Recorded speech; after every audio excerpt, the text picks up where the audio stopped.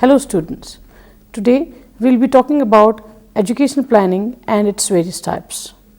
The objectives for today's presentation will be to get familiar with the concept of planning, to understand the meaning of educational planning, to know the various types of educational planning, and lastly to go through the different strategies of educational planning. The word planning has been defined differently by different authors. The Oxford Dictionary in one of its meanings says that to plan is to devise or design, to arrange beforehand. According to Professor Robinson, to plan is to act with a purpose, to choose and to choice is the essence of planning. Addisina defines planning as a way of projecting our intentions, that is a method of deciding what we want to accomplish. According to Dror, planning is the process of preparing a set of decisions for action in future, directing at achieving goals by optimal means.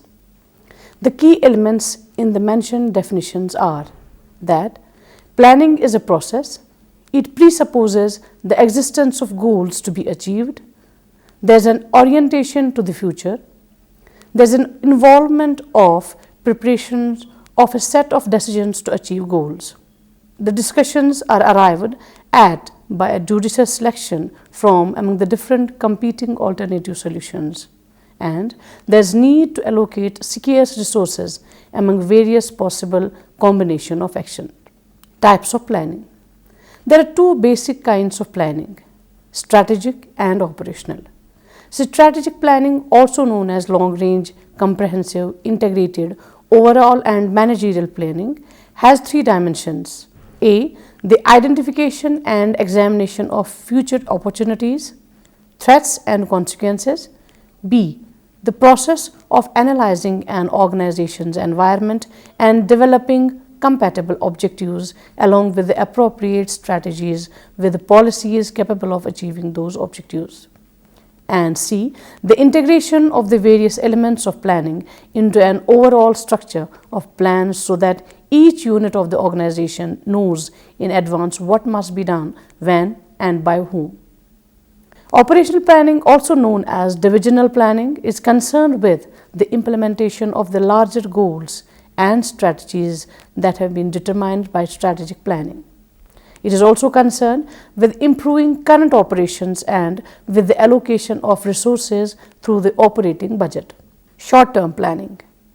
Current practice in educational planning tends to be very much limited, and they take into consideration primarily short-term objectives, which by and large are confined to expansion in enrollment in different sectors and states of education. These do not lay adequate stress on the all-round development of the individual and society. It is primarily a task of education only. Short-term planning for implementation should be decentralization so as to place appropriate aspects of planning responsibility as close as possible to those who are responsible for implementation at all levels. Long-term planning. Long-term educational planning involves many specialists and institutions in education sector and other sectors, and indeed the community itself. 5-year plans are useful only in reviewing progress of the recent past and in setting broad goals and macro strategies for the ensuing planning period. Long-term planning involves the integrated efforts of educators, sociologists, economists, psychologists, and political scientists. Macro planning. Macro planning deals with the broad entities having such large magnitude, aggregate and average as national income, per capita income, national expenditure on consumption and income, balance of trade and balance of payment, national population, total enrollment, enrollment ratios, age structure, etc.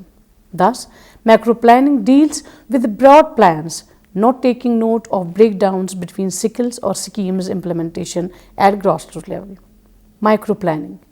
As against macro theory, microeconomic theory analyzes consumption and investment of households, prices of particular goods, outputs, sales and purchase decisions of individual firms and industries. Micro planning in education starts from grassroots level. For instance, the head of an institution has to plan how best he or she should bring all the children to school in his or her area. Here, planning at the village level has to be done. How best individual schools can bring and retain all the children in the school, how school in individual habitations can be provided, and whether eligible students are getting their scholarship on time. Decentralized planning. Decentralization implies distribution of administrative powers and functions among local constituencies. Decentralized planning means to confer the authority of planning for the local development. The 73rd and 74th constitutional amendments have placed the primary education under the control of Panchayati Raj institutions. Under the decentralized planning model, all local units prepare the plans after due consultation with their people and analysis of the strength and weaknesses of the planning area. These local level plans are then coordinated and submitted to make the district plan by taking into account the availability of the physical and financial resources. Apart from this, in India, the government have also delegated financial and administrative powers to the heads of educational institutes, to which budget is also allocated for being spent by them according to their requirements. Such financial delegations are available in the general financial rules. The administrative powers are delegated according to the provisions contained in the state education code of each state. Many times, decentralization is viewed as something opposite to centralization. In the socialist countries, the concept of centralized planning was practiced as a central authority did all planning. These plans were then passed on to the grassroots for implementation as guidebook. There are some other plans also, like rolling plan, strategic plan, contingency plan, corporate plan, etc. Dear students, now we will talk about educational planning. Educational planning is defined as a process of preparing a set of decisions for action during a specified period of time directed at achieving educational goals. Educational planning too is to explore the best possible means of making the greatest use of available resources, leading to the optimal realization of the educational aims and objectives, both individual and social. According to Webster's International Dictionary 1981, planning is an act or process of making or carrying out plans. A plan is conceptualized as a predetermined strategy, detailed scheme or program of action related to the accomplishment of an objective. It implies some kind of mental activity during the course of analyzing or laying out a method of achieving something. It focuses on what, why, and how of achieving goals. An educational plan refers to effort on planned and deliberate change to be brought in the system of education for achieving identified relevant objectives. These changes are visualized in relation to specified objectives and have to be coordinated in relation to objectives and conditions in other related aspects, not just in one aspect. They have to systematically plan also. Educational planning actually means the process of setting out in advance a pattern of education to bring about overall change as viewed by national policies by the closest possible articulation of means and ends. It is the process of preparing a set of decisions for action in future directed towards realizing some specific goals by the best possible means. The essence of educational planning is the appraisal of as many operational alternatives as possible and then selecting the best for launching action. Recent developments taking place in the field of education have made educational planning an absolute requirement. In the complexities of modern technology, in society that have given rise to the need for the planning in education, problems such as increasing population, manpower needs, ecology, decreasing natural resources and developments all place demands on educational institutions for solution. If educational organizations are to meet these problems, then planning becomes a necessity and planning competence becomes mandatory. Planning is unavoidable for bringing about a desirable change in education organizations, for promoting the organizational health, its effectiveness and functional efficiency. It is difficult to distinguish educational planning from other administrative functions, as it is the process that is utilized by an administrator while performing the role of a leader, decision maker, change agent, and so on. It is basic management task. is a means of achieving higher levels of effectiveness. Its uniqueness, however, lies in its future orientation or anticipation mode. Types of educational planning. Administrative planning. Generally speaking, administrative planning refers to planning in administrative perspective in the field of education. Administrative planning refers to distribution of responsibilities and powers for different levels of education. In administrative educational planning, the administrative responsibilities and powers are phase-wise planned in relation to the level of different educational administrators. Administrative planning of education makes a detailed plan on structure and organization of education at different levels, like primary, secondary, higher, general, technical, and professional. This planning prepares planning on duration of an educational program, organization and coordination of educational programs, financial allocation or budget for the program, engagement of educational officials in the program, and smooth management of the program, etc. Academic curricular planning. This type of educational planning refers to planning for smooth academic transaction of the syllabus for any course at any level of education. It encompasses planning on education in relation to needs and demands of individual and society. Curricular planning is concerned with formulation of educational goals, formation of curriculum committee for development of curriculum, and selection of appropriate strategies and methods of teaching, planning of content units, planning for evaluation, planning for review of the curriculum, planning for use of library, planning for special provisions for the gifted and remedial instructions for slow learners, etc. Co-curricular planning. This planning of education is necessary for bringing total development of a student in one point and total development of an educational institution or organization in another point. This planning includes planning for student welfare services, planning for sports and games, planning for social activities and programs, planning for hobbies, etc. Instructional planning. This sort of planning in education is macro level in nature as it deals with planning in classroom situation in relation to a particular topic of concerned subject. This planning refers to emotional and organizational climate of the classroom. It includes planning for specification or instructional objectives, selection and organization of learning activities, selection of appropriate means for presentation of learning experiences, monitoring of learning or instructional progress, selection of suitable evaluation technique for learning outcomes, etc. Institutional planning. By institutional planning, we mean the plan initiated, formulated and implemented by individual educational institution, certifying it as a planning at grassroots levels. This type of educational planning gives a practical shape to the meaning of educational planning.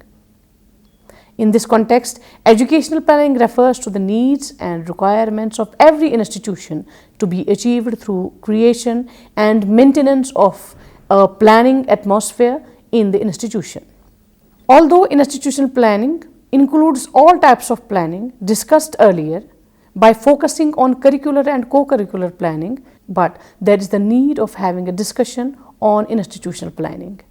This situation occurs because of two basic purposes, such as to give a practical meaning, shape and form to educational planning and to start educational planning at the grassroots level. Strategies of educational planning. Educational planning is to be done taking into consideration the society's needs. For this, educational activities are to be organized by bringing integration among them. It means these activities are to be organized by encompassing its social, economic, cultural aspects for human development. Educational activities should be research-based. This will bring authenticity and objectivity in educational findings. Besides, educational planners should be systematic and precise, so will be the students also while performing activities. Extensive research is an essential criterion for successful planning in present and future. For this planning, for organization of educational activities would be research-based. Planning of any educational program will be successful if the planning program will ensure active involvement and continuous participation of all individual and groups involved in the process in representation form. educational planning has to invite reputed intellectuals and experts outside of the institution or organization for their active participation in the planning of every educational program. Opportunities should be provided to the persons who are interested to understand, appreciate, and contribute to the activities of planning out of their interest and zeal. Planning of any educational program, educational institution, or organization will be effective and fruitful if there will be a great decentralization of responsibilities and powers in relation to planning. The planner of every educational program has to be democratic rather than autocratic. As planning is a group activity, so to become a good planner, he has to stimulate the activities and avoid seriously the tendency of dominating group discussion as a planner. Educational planning is to be done in such a manner that it should be realistic and practical, in the sense that it should utilize the available resources fully and economically. Only this will never be suffice. Rather, planning should be done in such a way that there must be an indication and scope for generation of new resources.